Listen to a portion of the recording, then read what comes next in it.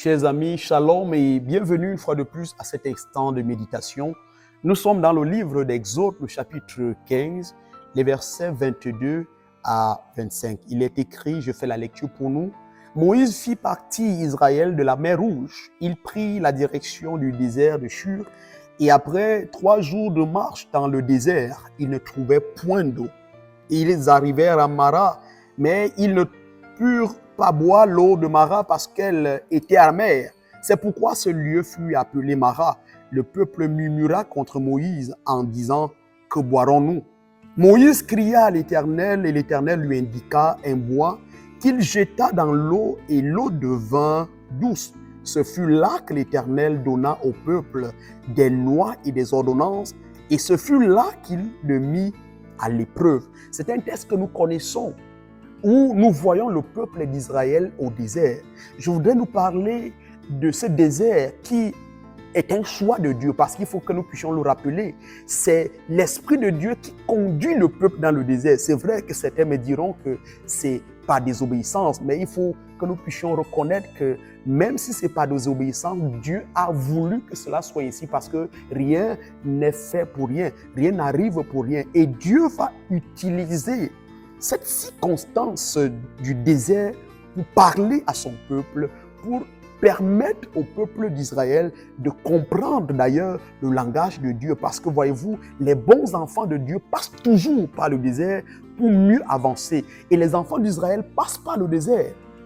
Certains vont me dire, comme je le disais tout à l'heure, que c'est parce qu'ils ont désobéi. Mais souvenons-nous que quelle que soit la cause qui a pu amener le peuple d'Israël au désert, l'objectif principal, c'est le fait de bien comprendre quelle est la volonté de Dieu et c'est ce qu'il en est. La parole de Dieu nous rappelle également quelque chose de fondamental, c'est que le Seigneur Jésus a été également conduit, chers amis, dans le désert.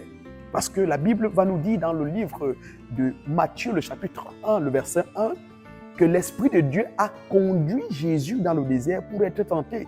Dieu, voyez-vous, avait un objectif précis en acceptant que l'Esprit conduit son Fils au désert. C'est pour dire que Dieu avait également un objectif précis en acceptant que son peuple passe par le désert. Et c'est dit que Dieu aussi a un objectif précis en acceptant que nous puissions nous aussi passer par le désert. La question qu'on pourrait se poser, c'est quel est le désert dans lequel tu passes aujourd'hui? Est-ce une situation financière? Est-ce une situation spirituelle? Est-ce une situation d'emploi? Quel est le désert? Peut-être c'est ta famille où tu n'arrives plus à trouver la paix. Quel est ton désert? Dieu laisse que tu passes par ce désert, mais il voudrait qu'au travers de ce désert, tu vois sa puissance. Parce qu'après 3 jours d'intense marche, la Bible va nous permettre de comprendre que le peuple d'Israël ne va pas trouver de l'eau.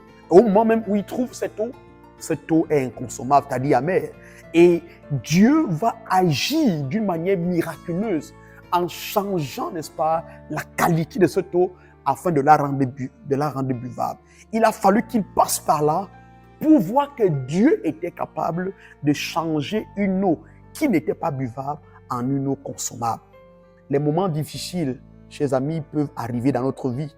Mais je voudrais nous inviter à comprendre que dans le désert de notre vie, nous devons être courageux, nous devons être forts, nous devons être obéissants, mais surtout nous devons être humbles, tout en recherchant, n'est-ce pas, la volonté de Dieu. Nous devons invoquer le Seigneur parce que c'est ce que la Bible nous dit.